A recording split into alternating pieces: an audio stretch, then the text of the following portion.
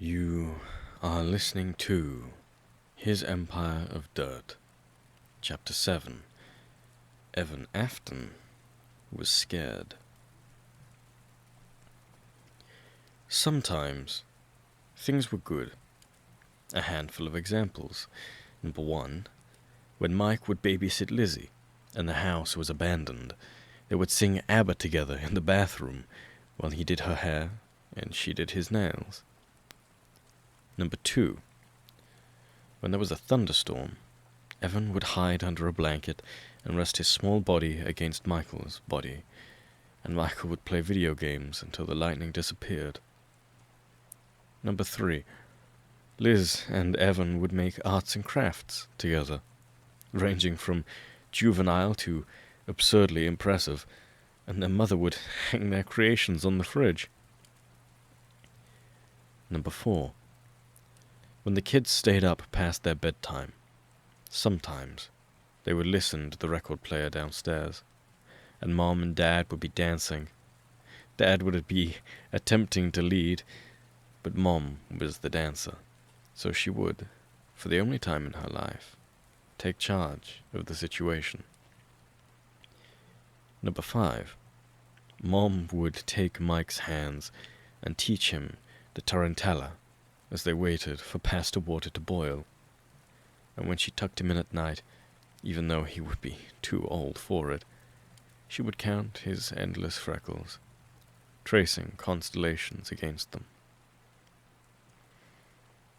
Number 6, Evan once said he wanted to fly, so Dad said that if he quit his crying, he would let him. Evan would stop sobbing, and Dad put him on his high shoulders, and they would walk around the backyard like a T-Rex with a pterodactyl on his back. 7, Liz had elaborated once that she wanted to run a business, so Dad taught her how to rob little kids of money on the playground by upcharging them on packs of gum. 8, sometimes, when Dad was forced to bring Mike to his workshop because Mom was busy with the other kids, Mike would sketch on the floor, and his dad would tinker with the animatronics, and there would be a synchronic, harmonious piece, where no one was hit, and the two, for pretend moments, could understand each other. Number 9, Uncle Henry. Always Uncle Henry. Every moment with Uncle Henry was what life should have been like. But Mike was little. He would only realize later, through self-reflection, that he had grown up to be a child, and that he had never been smart, never been kind, even though he thought himself a god amongst schoolchildren. So, as memory was fleeting, the pain of the past was more acute than any of these moments combined. For much of his life, at least. In his later years, he would find himself clinging on to these fond memories the way his father clung to immortality. His dad hit him before Evan had died. But really, Mike thought that he deserved it. It was because he wasn't smart enough. He wasn't strong enough. He wasn't enough of an Afton. He wasn't cunning like Liz. He wasn't determined like Evan. He was not graceful like Mom. And he was not the perfect clone of his father that he had always been destined to be. Mike always thought he deserved each lashing. After all, there were few and far between before the bite. It wasn't the beatings that got him. It was the unentertained looks his father offered him when Mike showed him his sketches. It was Dad constantly looking down on him, full of disappointment when he came home with bruises from an unfinished, defeated fight. It was Dad telling Mike what an idiot, what a useless damned moron he was. It was Dad sighing at the mere sight of him. But most of all, it was Dad frightening Evan, just to comfort him a moment later. It was Dad doting on Liz, telling her she was his baby, darling girl. It was Dad kissing the back of Mom's hand when she made dinner. It was Dad lighting up when he saw Uncle Henry finally genuinely smiling. It was Dad being human to everyone but his eldest son. So, Mike cultivated a special kind of hate. The kind of loathing that can only grow from the absence of love and the witnessing of it in all of its other forms, compliments, gifts, reassurances, hugs, to every individual you adored aside from yourself.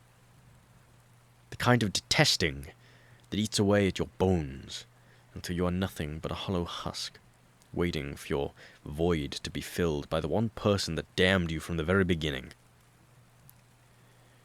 It is a hatred a child should not feel, but does, and he can do nothing but blame himself.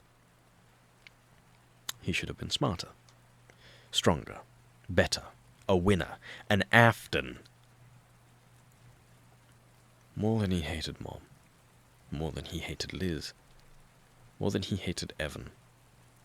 But he did not hate Dad, because he wanted to always make Dad proud. He wanted to be Dad. Michael Afton hated himself. He thought of this as Evan clutched onto Fredbear like it was a force field protecting him from every ailment in the world. Mike stifled his laughter as he popped out from behind the TV, lunging out at his youngest sibling, scowling behind his foxy mask like he was the beast come to life. Evan immediately curled into a ball, and under his breath, it sounded like he was muttering to himself. Tomorrow is another day. Tomorrow is another day. Tomorrow is another day. What, little man? Mike mocked, throwing off his mask, pointing at his pathetic little brother and laughing so hard his sides hurt. People are scared of Dad, and if they're scared of me, I can be like him, and then he'll finally love me. Are you scared? Mikey, stop, Evan pleaded, his words nearly drowned by his tears. Mike was unsure how a kid so small could conjure so many tears over the course of his 6 years of life. He should have been as shriveled as a raisin with all of the water he'd lost with his sorrow. Evan's birthday was in a couple of days. Mike planned that to be his magnum opus. He had talked it over with his friends, but they were less of his friends, really. More just cohorts that obeyed him because he could get them into Freddy's for free. And had plotted it all meticulously. Once Dad was busy, probably with Uncle Henry, Mike and his friends would strike. And when Dad would see what a little coward his second favorite child was, and how excellent Mike was at scaring people, Dad would look upon his eldest with such pride that his heart would burst. Michael, he will say, I am so proud of you. I love you so much, son. Why should I stop, little man? Mike demanded, stomping his foot right near Evan's face. His brother flinched, curling into himself even tighter, like a boa constrictor, and sobbed himself dry of tears. Soon, he was simply heaving on the floor, clutching to Fredbear, muttering into its faux fur. Mike spoke with his father's voice, and he taunted. You're so pathetic. Stop being mean to me! Evan suddenly screamed, and Mike jolted a bit.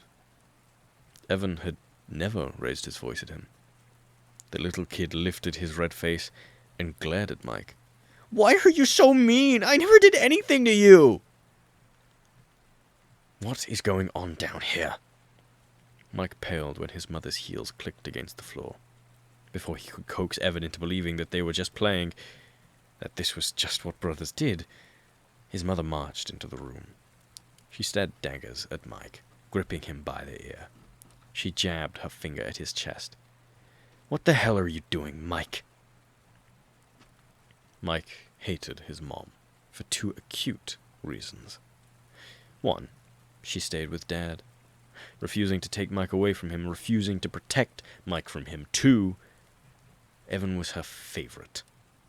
Mom, tell your brother you're sorry. Mom! Michael, now! Mike wrestled himself away from his mother's grasp and stared at the floor. I'm sorry, Evan. Good. Now go to your room. Now, mister! Mike stomped upstairs, glaring at his brother for a final time. He mulled over his plot in his room, taking to his sketchbook. He drew scenes of Freddy chomping down on Evan's stupid little head, scenes of Liz and Mom laughing hysterically. The biggest thing he drew, though, was him and Dad, and they were happy. The little moron was sobbing. Wow, Mike's cohort said, chuckling. Your brother's kind of a baby, isn't he? It's hilarious, the one behind the Chica mask mocked, nearly keeling over in laughter. A smile stretched across Mike's face as he hoisted Evan into his arms. The kid behind the body mask grabbed at his brother's flailing legs. Why don't we help him get a closer look? Mike offered, laughing so hard that he thought he would pass out. He'll love it. No, Evan begged, and he was holding his arms close to himself, like Fredbear was there for him to hug. Please! Come on, guys, let's give this little man a lift. Mike escorted the group over to the stage. He tentatively looked at the ticket counter, where Dad and Uncle Henry had been just a few minutes before. They had gone to the back for a bit, probably to get Evan's birthday cake. Ah, the little brat would be so humiliated, and oh, Dad would be so happy. He wants to get up close and personal. No, I don't want to go! Evan's tears were a waterfall, a harbinger of doom. You heard the little man. He wants to get even closer. Mike took his brother in his hands, pinning his arms to his side. I think the little man said he wants to give Fredbear a big kiss. Freddy loomed over the two of them like a statue, singing the happy birthday song, his joints jerking all over the place. On 3, 1, Mike clambered onto the stage. 2, Mike jerked Freddy's jaw open wide. 3, he shoved his brother within the mouth and scampered off the stage. Evan thrashed within the body, his tears cascading over the metal and coating the teeth with moisture. And Mike laughed uproariously as his brother begged incoherently for Fredbear, for Mom, for Dad, to save him. He was yelling for Liz. He was yelling for Mike to save him.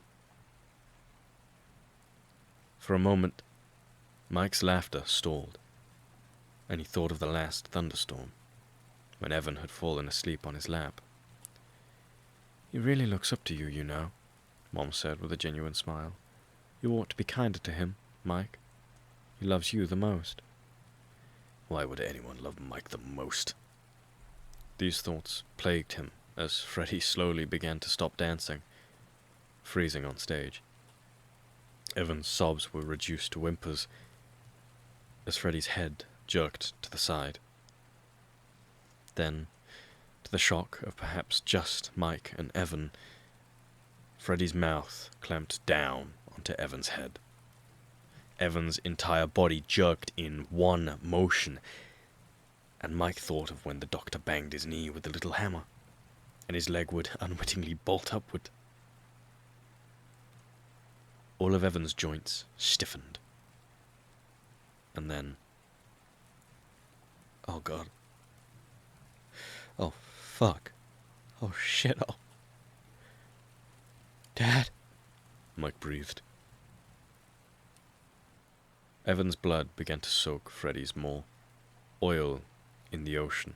Fire in a forest. It was incessant, pooling over the stage, dotting Mike's face and staining his shoes. Mike couldn't break his face away from the sight. Not when his friends began yelling. Not when someone vomited. Not when Dad emerged from the back room, rushing to the stage, calling an ambulance. Not when Uncle Henry practically tackled Mike into a hug, shielding him from the sight with his big arms, whispering reassurances into his head. Then, as blood continued to flow, as Dad took his son's limp body in his arms, Dad's gaze met Mike's, and there was nothing but unending fury. Even Uncle Henry was regarding Mike with semi-disgust. He would pat him on the back, offer him hugs, assure him that it wasn't his fault. But Mike saw the sorrow in his eyes, and Mike knew he was the source of that sorrow. And he was fucking disgusted with himself. Before the hospital bed, Dad gripped onto Mike's shoulder. He gestured for Mike to speak, not talking to him. Dad hadn't spoken to him in a full sentence, in a full day, since the event. Mike took a shaking step forward. Evan's head was bandaged, and the monitor beside him was steadily beeping away. Even if Mike's brother was to pull through, he would have irreversible brain damage. In the best case scenario, memory loss. In the worst case, severe personality changes, immobility to his limbs, and loss of speech.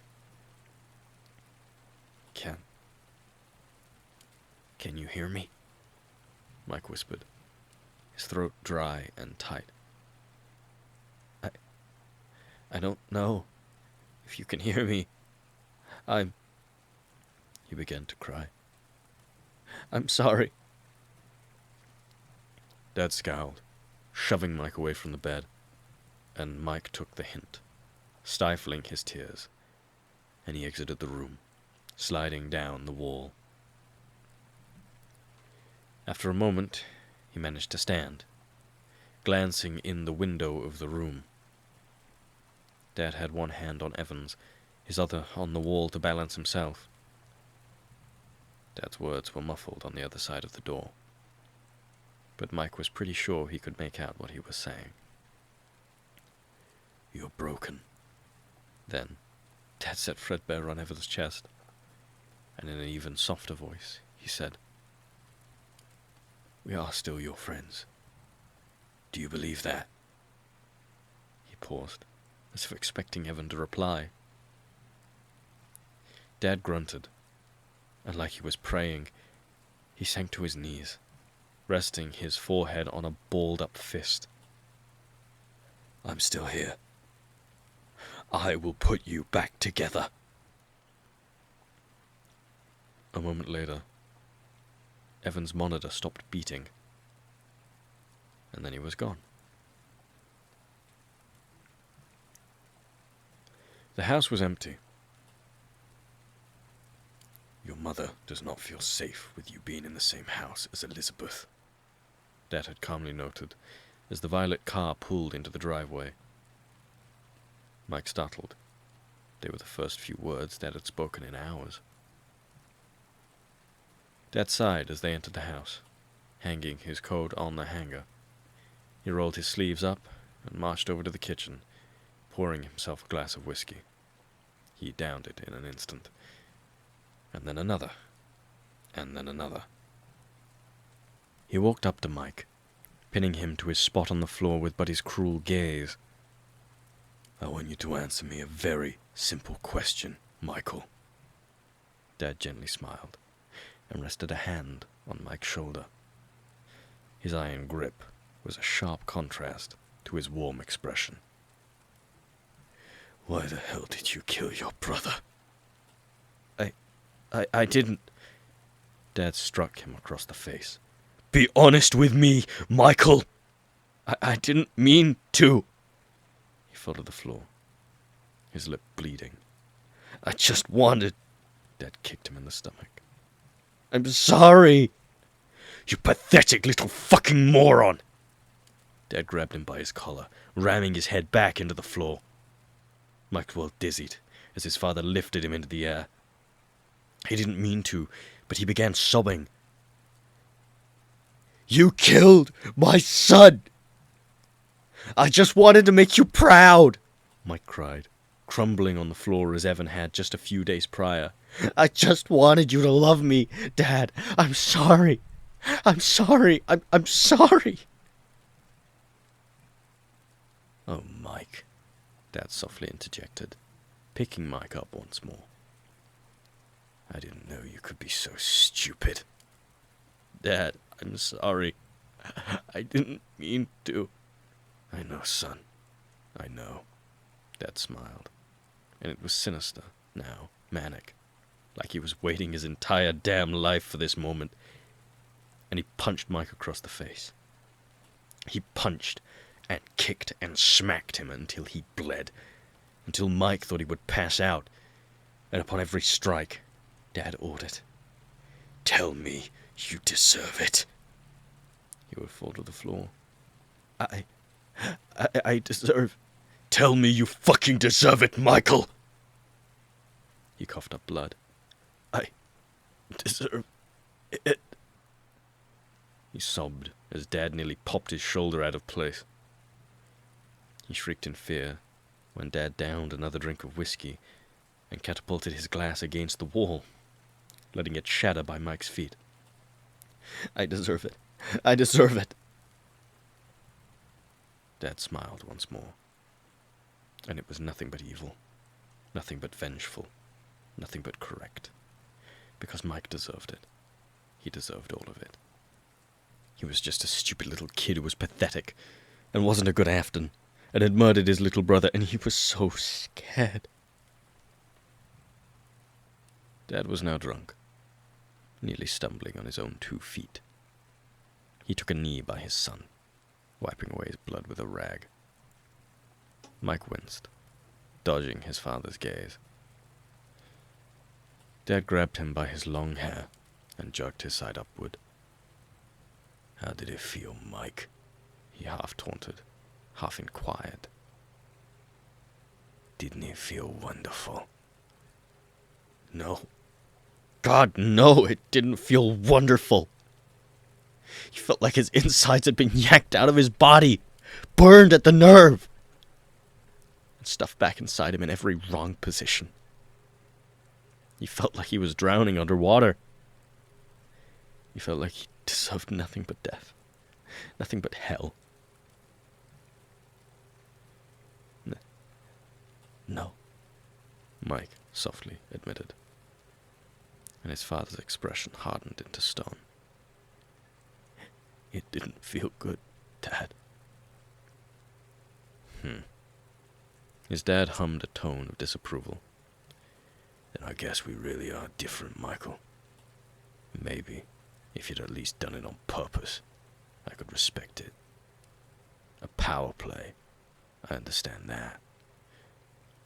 But to kill your flesh and blood, just because you're a coward, just because you're trash, just because you're nothing. Why, Mike." His father tisked and smiled savagely once more. "That's just pathetic." And Mike fell again, and again, and he bled, and he cried, and he admitted that he deserved it. And from that day on, Michael Afton drowned.